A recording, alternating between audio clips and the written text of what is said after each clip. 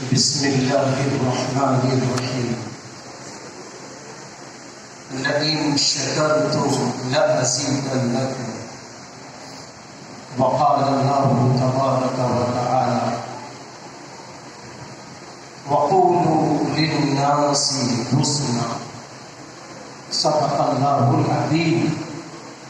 وقال النبي صلى الله عليه وسلم: الخلق عيال الله، او كما قال علیہ الصلاۃ والسلام. عزت مآب علی وقار جناب پی ایم صاحب، عزت مآب علی وقار جناب ایس پی صاحب، اور مختلف مذاہب کے رہبر، دھرم گرو اور اللہ کے محبوب بندوں، شروع سے اب تک ہر پروکتا نے، دھرم گرو نے ایک ہی بات پر ہم سب کو جگایا کہ ہم کل بھی ایک تھے، آج بھی ایک ہیں اور ہم سب ایک رہیں گے. دوسرا میسج، دوسرا پیغام سب نے یہی دیا: بھوکوں کو کھانا کھلانا، غریبوں کی مدد کرنا، کمزوروں کا سہارا بننا. ایسے موقع پر ہم یہ نہ دیکھیں کہ یہ کس مذہب کا ہے، کس دھرم کا ہے، وہ انسان ہے، ہم اس کی مدد کریں. اور یہ بات سچ ہے کہ جب ہم دنیا میں آتے ہیں تو سب سے پہلا ہمارا اور آپ کا نام انسان ہے. انسان کے لغوی معنی کیا ہے؟ اگر آپ لغت اٹھا کر دیکھیں تو انسان کے لغوی معنی ملیں گے: محبت رکھنے والا. ذرا غور کرو، انسان کے لغوی معنی لغت میں محبت رکھنے والا. ہم دوسرا نام اپنا دیتے ہیں آدمی. آدمی کے معنی آپ لغت میں اٹھا کر دیکھیں تو ہمیں یہ ملتے ہیں: تمیزدار، نوکر، ملازم، انسانی اخلاق والا. ذرا غور کرو، ہم آدمی ہیں، ہم نوکر ہیں، ہم مالک بن کر گئے. ہم مکان کے مالک، دکان کے مالک، ڈگریوں کے مالک، ہاں ہم ہیں، لیکن ہمارا اور آپ کا مالک ایک ہے جس کو ہم سب مختلف ناموں سے پکارتے ہیں. وہ اللہ، وہ ایشور، وہ گاڈ. اے لوگوں، حضرت محمد صلی اللہ علیہ وسلم ارشاد فرماتے ہیں: خدا کی قسم وہ مومن نہیں ہو سکتا. خدا کی قسم وہ مومن نہیں ہو سکتا. خدا کی قسم وہ مومن نہیں ہو سکتا کہ جس کے پڑوسی اس کی شرارتوں سے محفوظ نہ ہو. ایک موقع پر آپ نے فرمایا: من لا یرحم لا یرحم. جو انسانوں پر رحم نہیں کرتا اس پر پیدا کرنے والا بھی رحم نہیں کرتا. ایک موقع پر فرمایا کہ دیکھو، اگر تمہیں یہ پتا چلے کہ اب ہمارا خاتمہ ہے یا دنیا تم کو ختم ہوتے نظر آ رہی ہے اور تمہارے پاس اتنا موقع ہے کہ تم ایک کام کر سکتے ہو اچھا، تو تم اس اچھے کام کو کر گزرو، چاہے تو تم ایک درخت کا پیڑ ہی لگے۔ ایک موقع پر آپ نے یہ بھی فرمایا کہ دیکھو اللہ نے ہمیں انسان بنایا ہے، ہم انسانیت کو زندہ کریں۔ ایک شخص آپ کے پاس آتا ہے، وہ مسلمان نہیں ہے، وہ آ کے کہتا ہے کہ ابو لہب وہ بھی مسلمان نہیں ہے، ان سے میرا حق دلا دو۔ تو آپ نے ان سے پوچھا جو تمہارا حق ہے یہ سچ ہے؟ ہاں سچ ہے۔ آپ اٹھے اور اٹھنے کے بعد آپ اس شخص کے ساتھ گئے اور ابو لہب سے بولے، ابو لہب اس کا جو حق ہے اسے دے دو۔ انہوں نے کہا ہاں میں فوراً دے دوں گا، ہاں میں فوراً دے دوں گا۔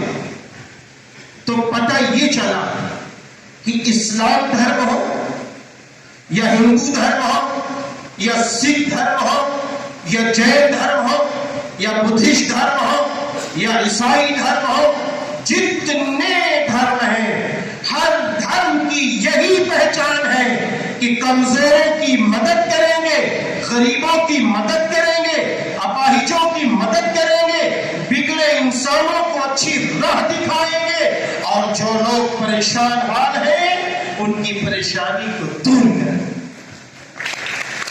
ہر دھرم کی یہی شان، ہمارے ملک کی بھی یہی شان، ہمارے ملک کی بھی یہی پہچان ہے۔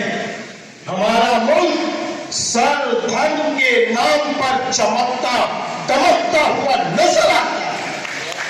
آپ دیکھو یہ گلدستہ، ذرا دیکھو اگر یہ قیمتی نہ ہوتا تو میری آنکھوں کا تالا نہ ہوتا، اگر یہ قیمتی نہ ہوتا تو میری آنکھوں کا تالا نہ بنتا۔ آج یہ گلدستہ ہمارا ملک ہے جہاں بھانت بھانت کے لوگ میٹھی میٹھی بولی بولتے ہیں، اپنی اپنی زبان میں اپنے پیدا کرنے والے کو یاد کرتے ہیں اور اپنے پیدا کرنے والے کو خوش کرتے ہیں اور انسانوں کی مدد کرتے ہیں۔ اس لیے آج میں تہہ دل سے سکھ مذہب کے لوگوں کو اور آج کی سوسائٹی کو تہہ دل سے مبارکبادی پیش کرتا ہوں کہ یہ کام آپ کا نہیں ہے، یہ کام آپ کا ہی صرف نہیں ہے، یہی کام میرا ہے، یہی کام ہمارے سوامی جی کا ہے، یہی کام ہم سب کا ہے۔ ہم سب مل جل کر رہیں گے اور آگے بڑھیں گے، اور ملک ہندوستان جس طرح کل یہ سونے کی چڑیا کہلاتی تھی اسی طرح آج بھی کہلائے گی، اور ملک ہندوستان کی ترقی میں بڑھتے چلے جائیں۔ آخری بات،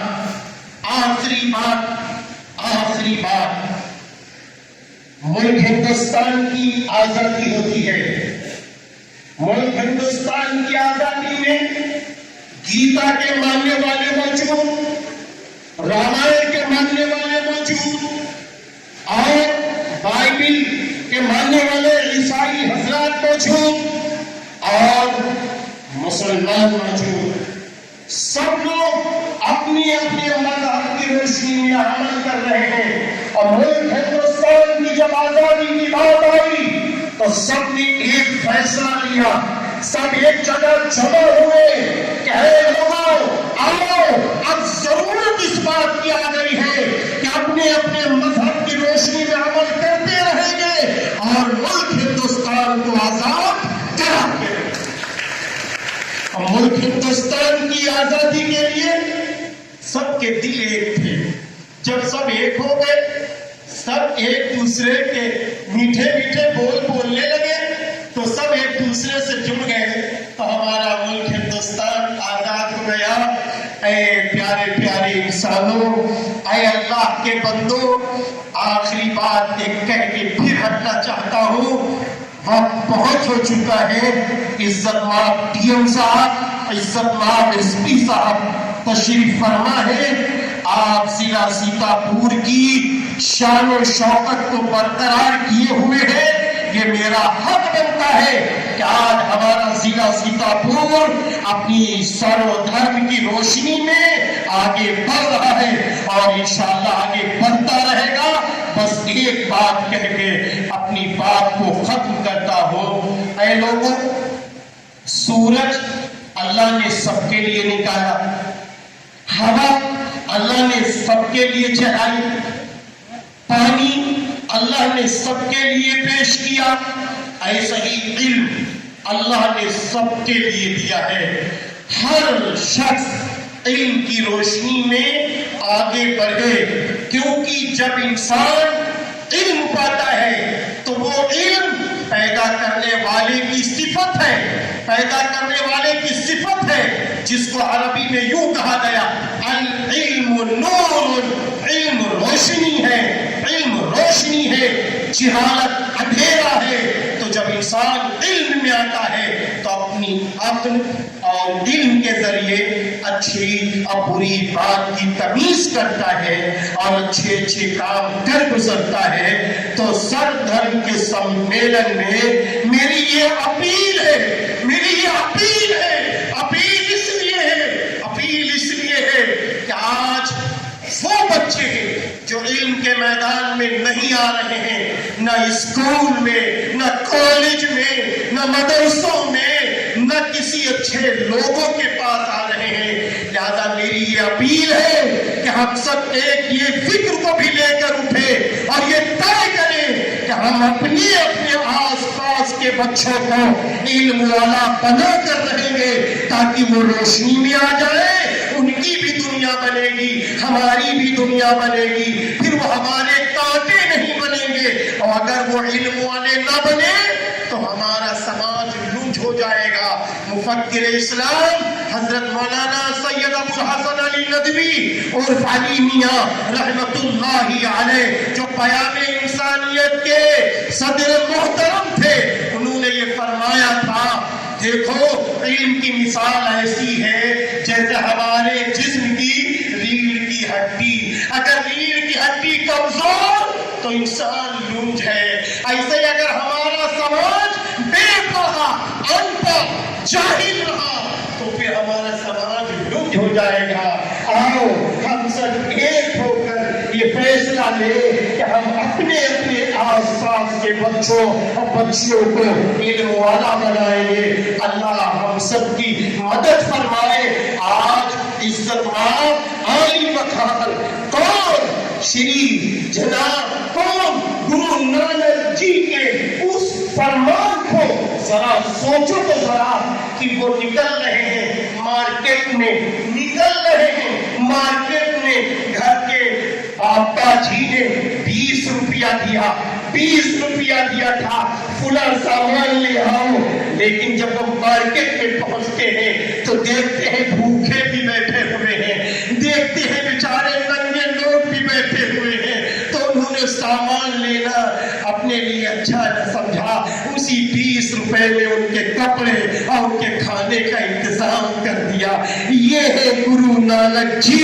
میں آپ کو مبارکبادی دیتا ہوں تہہ دل سے. اللہ آپ کی مدد فرمائے، ڈی ایم صاحب کی، ایس پی صاحب کی بھی مدد فرمائے جنہوں نے اپنا قیمتی وقت دیا. وآخر دعوانا ان الحمد للہ رب العالمین.